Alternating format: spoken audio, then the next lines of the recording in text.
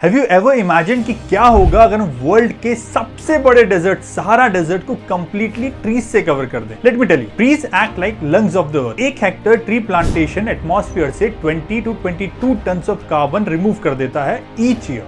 That is equal to the amount of carbon produced by 12,000 people living in India. But हम सिर्फ 1 hectare tree plantation की बात नहीं कर रहे हैं। We are talking about transforming the whole Sahara, which is as big as 3 times the area of India।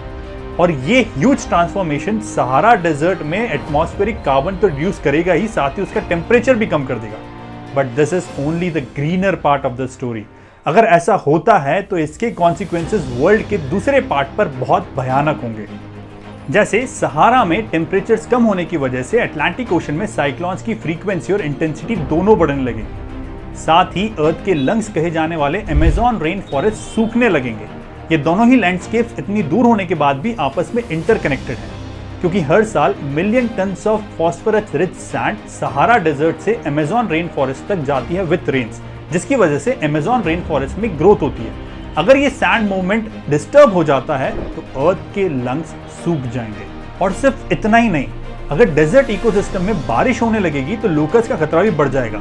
सहारा के ग्रीनिफिकेशन की वजह से भी लोकस का खतरा बढ़ सकता है, बिकॉज बारिश के कारण लोकस का ब्रीडिंग बहुत तेज हो जाता है और ये छोटा सा दिखने वाला इंसेक्ट बहुत ज्यादा तबाही मचा सकता है अगर ये झुंड में हमला करे। ऐसा ही एक अटैक इंडिया में भी कोविड-19 के समय हुआ था, जिसने हजारों एकड़ फसलें बर्बाद कर दी थी। और इस लोकस अटैक का ओरिजिन भी ईस्ट अफ्रीका था, जहां से सहारा डेजर्ट का ग्रीनिफिकेशन स्टार्ट किया गया है। So transformation of Sahara will have domino effects, advantages on one part and disadvantages on other parts of the world.